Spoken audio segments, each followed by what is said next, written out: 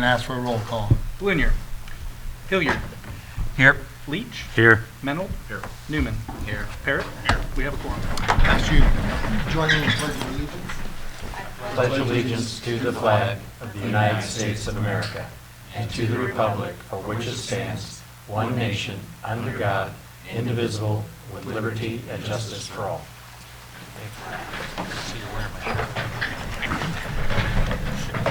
We have no public hearings or presentations or special reports. We do have a couple of gentlemen in the audience for public comments, and I'm going to ask them to come up. It's East Point Energy on a new possible project here in Morton, Illinois. Welcome to Morton. Thank you, Mayor Kaufman. Good evening, village trustees and village employees. My name is Will Frost. I am an employee with East Point Energy. I'm here with our Director of Project Development, Tyler Klein. East Point is a company based out of Charlottesville, Virginia, and we focus in the development, construction, and operation of grid-connected energy storage projects. And to tell you a little bit about what grid-connected energy storage is, you can think of a project like ours similar to a large rechargeable battery that we connect to the electrical grid. The project will be able to, a simple use case for an energy storage system would be to charge during your typical day hours when we tend to see demand for electricity being low, and then as a consequence of that, the cost of electricity being low, to then be able to dispatch that energy back onto the electrical grid when we hit a peak demand hours, when costs go higher, so we can play off of that arbitrage value through an energy storage project. I'm here this evening to present a project that we are proposing, to respond to any questions and to introduce myself, our director, our VP of development, as well as our company and the project that we are proposing in the village of Morton. I will be presenting next Monday at the Planning Commission hearing for a special use permit for our intended use of the property. That is a general introduction, and the purpose of me being here tonight is as that introduction and to answer any questions that may come up from the trustees. So thank you all for your time this evening, and looking forward to answering any questions. All right. So trustees, I'd open that up to some questions or thoughts. So this is something new to me completely. I mean, a week ago, right? Absolutely. And so this is, to boil it down, it's a profit venture for someone, whoever's going to invest the money. I guess it's your company. You're going to rent some property somewhere, tie into the grid, buy power off the grid, and sell power back to the grid. A business venture from your company. Yes, at its core, that is essentially what the purpose is. It is a business venture. This particular piece of equipment provides a number of benefits beyond just the business venture that we can see from our side as the developer and eventual owner and operator of this system.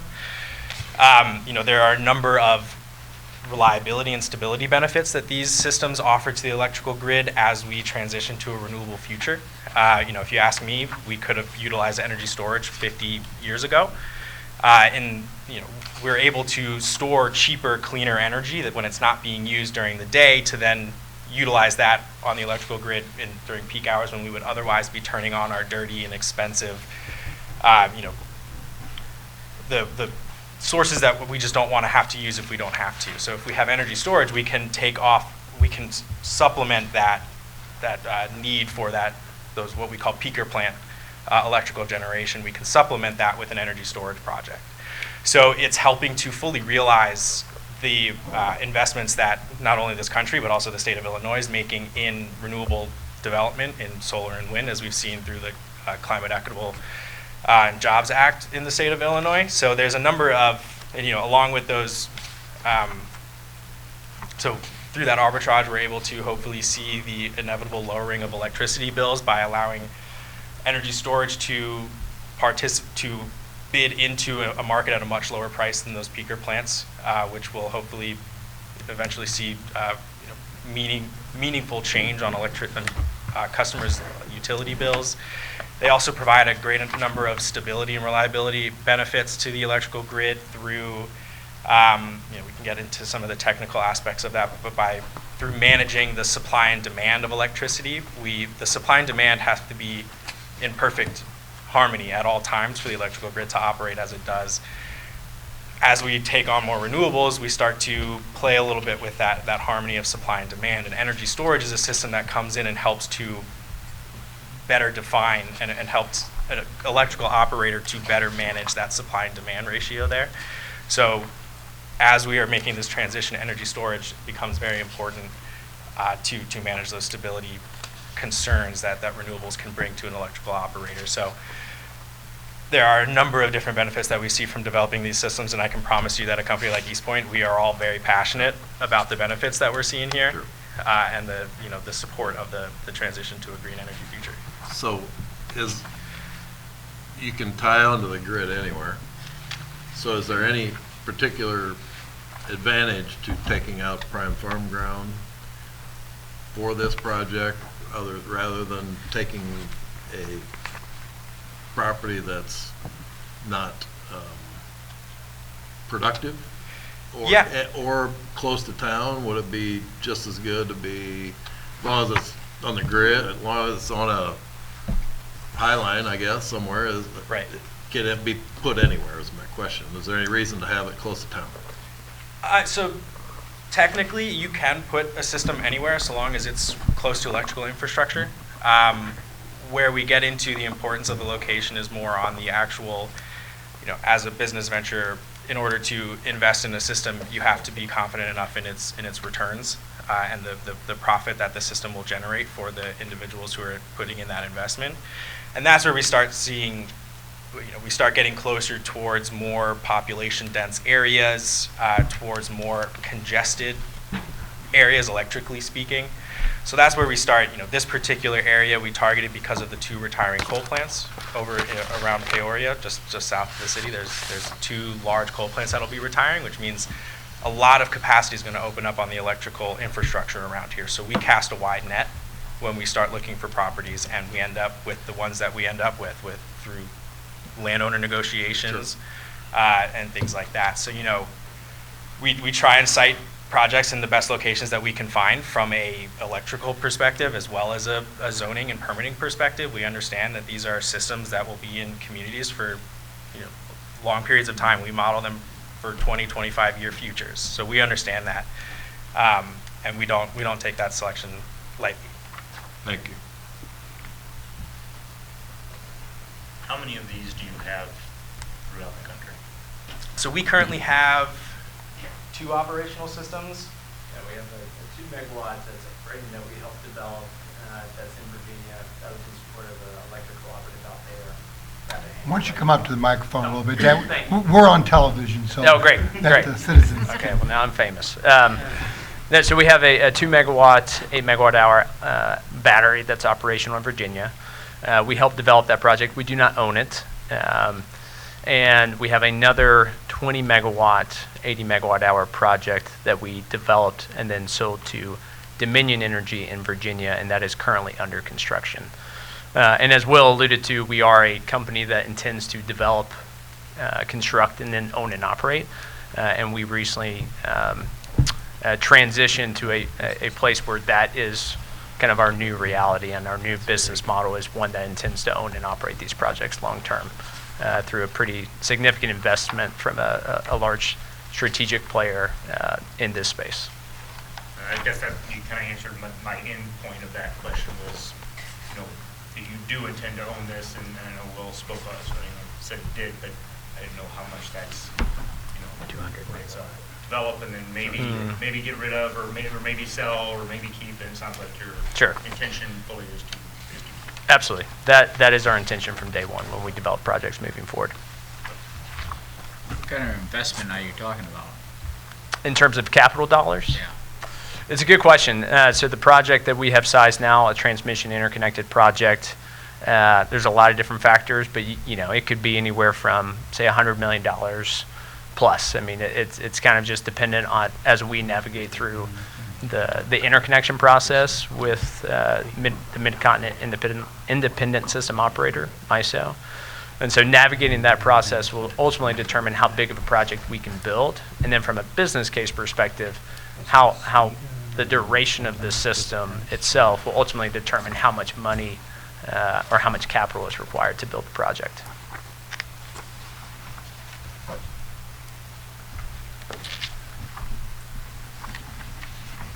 I had a question. And obviously we've met Will and talked several times. I'm intrigued by your project and, supportive overall. But the MISO, the mid, your interest is obviously in that grid and the lack of electricity here in the near future, and trying to offset that. Is that, you coming to Morton, could you speak more to that? Obviously, my fear is, in speaking to the citizens, is rolling blackouts were real last year. They didn't happen, but I believe they will happen this summer to Ameren customers. And obviously, that's why I'm intrigued by you guys here and how this works out. Like right now, 20% of the electricity today, right now, in that region, which goes from Texas to Canada, is about 20%. Right. It's very clear that I think Edwards' last coal delivery was last week, I believe. Oh, interesting. So that's going offline. So we obviously don't have enough electricity in that region. Right. Clearly, you were intrigued by that in other areas of the country. How dire do you see our thing to where you need to become a part of this, to help us? And then by you guys being here, what is the impact on Morton? Right. Or is it really just an Ameren territory thing, or MISO? Absolutely. I'm going to give a bit of a long-winded answer to the Sure. first question here. I asked Apologies in a few in advance. there, I wouldn't phrase it so much of as a lack of electricity. It's more of a potentially a mismanagement or a rush to a transition where we are in a position where we are starting to adopt a technology that is intermittent at its core. We can't predict exactly when that electricity is going to be generated, but we're throwing enough investment into it that we're starting to pull off these coal plants potentially before we have fully thought through that situation, where we run into these situations of rolling blackouts where it's not necessarily a lack of the electricity, it's just a mismanagement of it. So a system like ours coming into play in a state like Illinois, where there is the potential for rolling blackouts, it's a state that imports a lot of electricity. We're here to help that transition become more of a reality, and for that transition to really, we've been told that renewables are going to lower electrical bills. We're going to be generating free electricity, and that hasn't been the reality. And that is because we haven't had systems like these energy storage systems to come onto the electrical grid and help to manage that free electricity that we're generating from the sun and from the wind. So that's the problem that we're really trying to address. Illinois particularly is a very strong use case for it. Not only from a policy perspective, we are seeing a strong adjustment to renewables from the state of Illinois. So there's a number of reasons why these, and in my opinion, energy storage is going to be what really pulls us into a renewable energy future. We're currently developing short duration energy storage systems that'll have 4 hours worth of energy stored up at its nameplate capacity, and that's just the first step of energy storage. There's going to be medium term where we're looking at 12-hour storage durations to a full day, and then long term where we're even talking about seasons, where we're shifting energy that we're not using as much in the spring, so we store up a lot. We're using all that in the summer.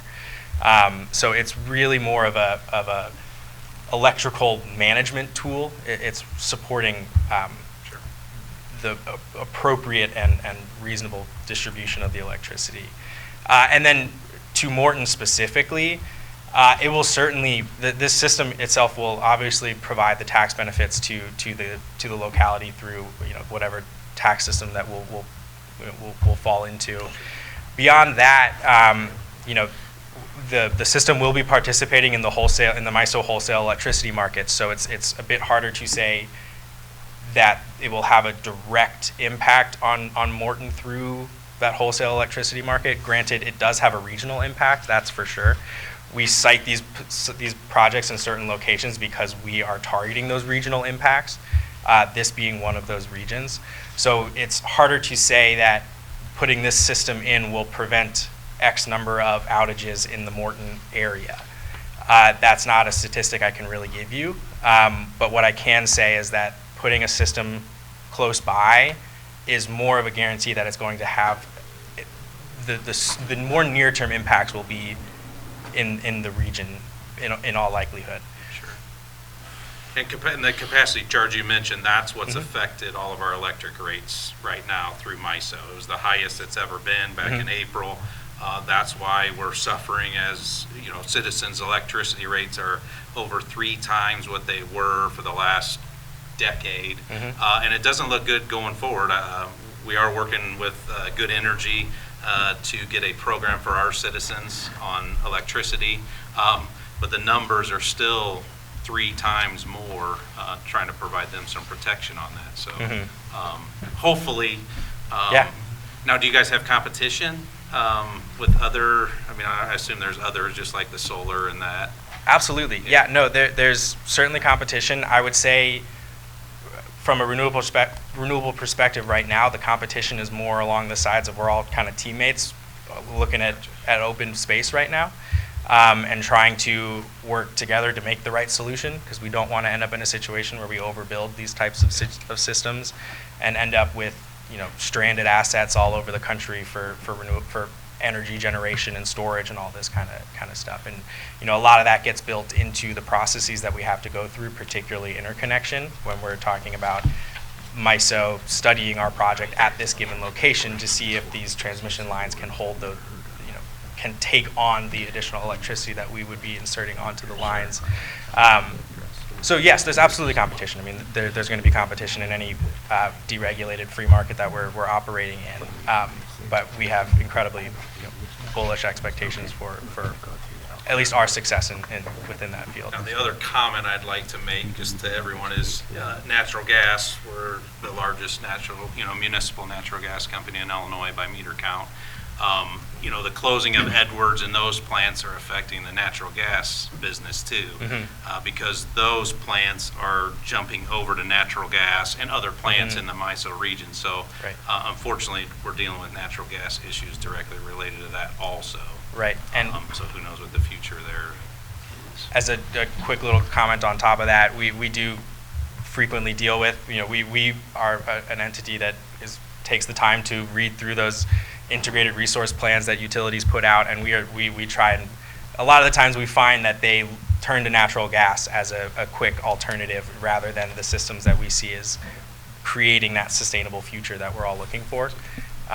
So that's my fear, is rolling blackouts on electricity seems scary, but rolling blackouts on natural gas is a nightmare. So that's a fear of ours a little bit as we go forward. Anyway, I look forward to talking to you more. Appreciate the questions. Great, Steve, you got any questions? Back to the capacity here. This project that you're looking at is a 200 megawatt, 800 megawatt hour project. Correct. So at, full output, if it's fully stored, full output would be basically 4 hours of energy. Correct. It can deliver 200 megawatts of energy for a full 4 hours. And we can segment below that too, so technically 100 megawatts for 8 hours. Yeah. Yeah, you don't necessarily pull it all out at capacity. No, so there's general, you're told not to charge your cell phone overnight because it's going to degrade the battery. I charge my phone overnight all the time because, you're supposed to stay within 15% on the low end to 85% on the high end. There's a lot more nuance that goes into the actual operations of the system. The capacities are established as a nameplate capacity. This is the most energy that could be held in this system. Largely for the operational purposes, but also for the interconnection purposes. A utility has to model worst case scenarios So if we were in a situation where we're where peak energy demand is, we're in a peak energy demand hour, and then also the 200 megawatts from our system would be dispatching onto the grid, they study those scenarios to make sure there wouldn't be any overloads or things like that. So the full nameplate capacity is, it plays a large role in the study process for the project. Part of your study, I'm guessing here, but you're kind of working through this kind of side by side with kind of figuring out if it works with Ameren and working with MISO and doing that part of it at the same time you're doing this. So we don't know for sure that that's going to get worked out and be good for the to build, and my guess would be that if that doesn't work out, then this doesn't work out. Correct. Okay. Yes, we are going through the permitting process before we go fully into the interconnection study process. The interconnection study process is, as a developer submitting a system to that study, we become liable for any upgrades that our system causes to the electrical grid, to the system. So if there could be a situation where the upgrades are simply too much for the project to burden. So yes, there is absolutely the possibility that we run into unsurmountable barriers in the electrical studies. Who is East Point Energy? Who are you? I mean, this is a huge capital venture. Absolutely. Got to be connected with Tyler's closer someone. to that answer than I am. So. Yeah, no, absolutely. So back in August of last year, we were acquired by a company called Equinor. Equinor is a large, traditionally oil and gas, but has increasingly been transitioning and incorporating additional renewables into their business model to include offshore wind. So they are a 20,000 plus company or person company. They have billions of dollars of asset value, investment grade credit rating, both in Europe but also in New York. So a very significant backing, and they have indicated, as evidence to the acquisition of East Point Energy last year, a very strong indication of wanting to build a presence in the U.S. and ultimately chose East Point to be the vehicle by which to do that. Thank you. What's the expected life of a facility such as this? Our site control, so we have a lease for the 20 acres, or we have an option to lease for the 20 acres, which is for 35 years, potentially up to 45. We only, financially speaking, we model for 20 to 25 year futures for these projects. So at a minimum, two decades would be a confident answer to that. I think to that point too, the other item I would just kind of augment that with is that as we're kind of navigating the space from a transmission interconnection standpoint, what really becomes the most valuable component over time is the actual interconnection to the system. So in 20 years, we could determine, hey, there is an opportunity to kind of rebuild the system or kind of work within the confines of the current space to make sure that we can continue this project for another 20 years. So ultimately, I think it can be a bit indefinite, right? Just to make sure that there's an opportunity. And I think increasingly, as you see, as Will's kind of alluded to tonight, the idea of this transition that's happening and the incorporation of energy storage to help balance the nature of intermittency, the value of having that interconnection position becomes a really key component, and lasts forever as long as you're using it. So that's the one kind of caveat. I'd just note that there is obviously the opportunity to continue that project into a further life. You talked about 20, 25 years. Is that the life expectancy of the equipment? Yeah, 20 Correct. years is typically what we're seeing as folks, equipment suppliers in the market warranting the equipment. Okay, and I say that's sort of a guess because it's relatively new, so Yes, sir. it hasn't been for 20 years yet to know yet. So okay. Yep, that's correct. And we've seen pretty big improvements in that space, even the past 5 to 10 years, where we're seeing the equipment suppliers that were only able to warrant up to 10 years are now doing it up to 20. So we're definitely seeing folks get further and further up the learning curve to better understand the equipment that they have deployed in the ground, but also to continue to invest and do R&D to improve the equipment over time. question. So obviously, solar is subsidized in the state of Illinois, through tax credits, whatever, but subsidized by the taxpayer or the utility owners to help pay and push that forward. Are you guys associated with the state of Illinois? I mean, is there any lottery type thing like solar, or are you just associated through MISO? Or is there any stuff that comes back from the state to you guys? Currently, no. There is nothing at the state level. The recent legislation that was passed for renewables was strictly for solar and for wind. I think there were a couple little caveats for storage tied into a solar system. There are conversations around adding storage to a bill like that, but currently, no, there's no state level legislature that provides any financial incentive for energy storage. Good questions. Fire Chief, do you have any questions tonight? I'm going to put you on the spot. I know you got a meeting tomorrow, but. Yeah, yep. We've met previously and have a meeting again tomorrow. So they've been very responsive to our questions and inquiries about the safety. Obviously, there are safety concerns, as there would be with any lithium-ion energy transmission type of situation. And my understanding is it sounds like it's a big battery, but in fact it's a lot of little batteries that are all hooked together. So it's an intricate process. Most codes run kind of behind that technology curve, and this is really no exception. But there was a updated code, which is NFPA 855, that just came out that we've discussed with them, that we may at some point come back to the village to ask for some official adoption of that. That does deal specifically with this type of project and the safety aspects related to that.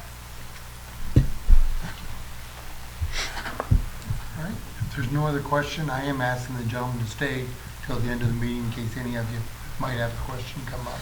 We have a short agenda. If you fellows would do that, I'd appreciate it. Absolutely. Thank you Thank for you. the questions.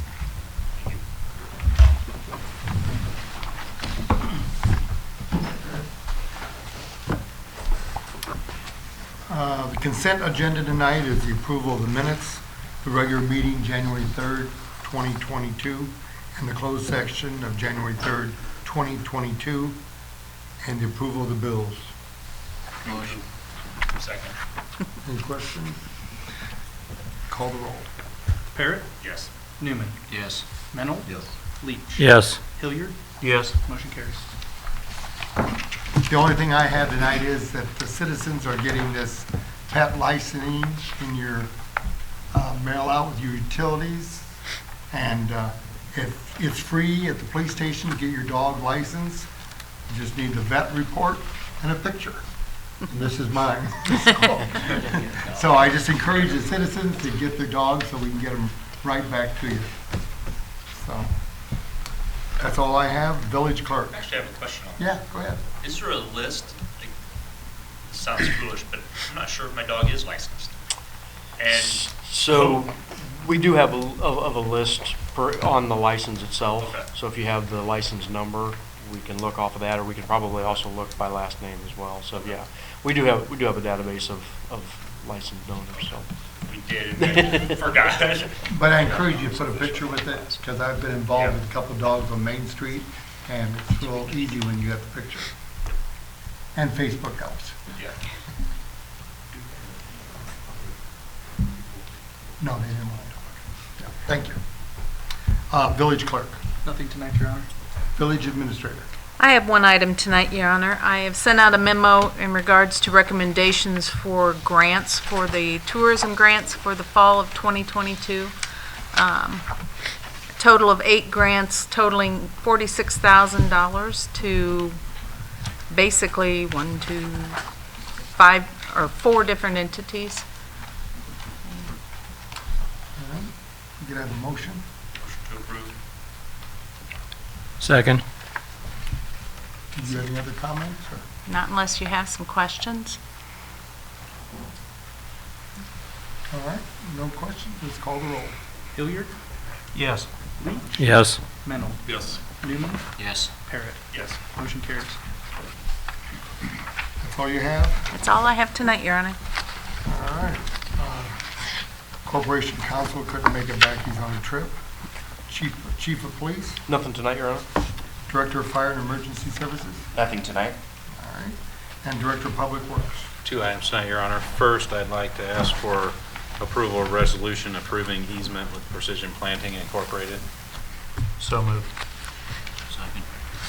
This is essentially formalizing what's already on the plat, which got recorded, but this is an easement within our utility easement. It's 10 by 12 foot. This is where superintendent and myself would like to place a gas regulator as a part of our project to run gas, from agricultural drive down Flint in the future. So we'll need another gas regulator there. So that's Okay, any pretty much all questions? this is. Call the roll. Leach. Yes. Hilliard. Yes. Newman. Yes. Parrot. Yes. Mennel. Yes. Motion carries. Lastly, I'd like to ask for approval of the annual fuel bid. Motion to approve. This runs from February 1st, 2023 through January 31st, 2024. Received one bid, which typically is from Ag Land out of Tremont. As you can see, the unleaded with everything's with tax, $3.13 for unleaded, $3.805 for diesel, and then we do have a little additional for the winter. So it's an increase over the previous. They still think it's within range. I will say Ag Land provides a tremendous service to the village of Morton. So I'd like to ask for approval or answer any questions you have. Any questions? Yeah, motion. Yes. Okay, no questions, let's call the roll. Mennel. Yes. Newman. Yes. Parrot. Yes. Leach. Yes. Hilliard. Yes. Motion carries. That's all I have tonight, Your Honor. Zoning and Code Enforcement, Nothing tonight, Your Honor. thank you. Village Trustee, Trustee Leach. 2 items tonight, Your Honor. One, I just wanted to bring up about the fire equipment. I think you should have had in your packet an item about the equipment and the scheduling that we need to look at. If you look at the item engine number 3, it shows on top of the list as a 1998. Projected replacement was 2022. Last Tuesday, the 10th, we received the engine number 3 that we ordered in August of 2021, about 17 months for delivery. The total cost, if you don't remember, of that was $567,900. And you look, it was the 98 that we replaced. There's 2 older engines that are there. We need to, really plan for those. And looking at next year, we also then looking across to the ambulance number 8. It is needing to be replaced. And so during the coming budget year, we would probably look at replacing those 2 items. If I remember what Chief Kelly told me, they guesstimated that a new fire engine, just like the one we had, received last Tuesday, would probably be about a 15 to 20% increase in price and could take maybe up to 2 years to receive. And then on the ambulance, same thing. I don't remember what the price of the last one was. I know the mayor quotes $260. About $260. Yeah, I know he quotes about $260. So I'm going to guess, based on that and the number of years ago that it was done, that we would be looking at, maybe more than a 15 or 20% increase on that, and also about a 2-year, potentially up to a 2-year replacement. And so we need to look at how we then pay for these. If you remember the engine number 3 that we just got, we paid the full price at the beginning, and we received a discount. I don't know if we would want to leave that much money sitting there in the future, so we would need to decide at budget time, do we want to make a down payment in the next fiscal year, probably realizing that we would finish buying them when they're delivered, which could be the following fiscal year. And that's what I really wanted you to start thinking about, but to realize that there's probably close to $900,000 worth of equipment that needs to be ordered, and just something I wanted you to be prepared for. And then the last item is ordinance number 2314, and I would like to move approval of ordinance 2314. Second. And what this is about is, it's been, I think, 9 years since we have made any changes to the volunteer firemen's pay. And so as you look at the schedules that have been provided to you, the crossed out is what it was, and the in green is what we're proposing for the coming year. If you have any questions, I can try to answer them for you.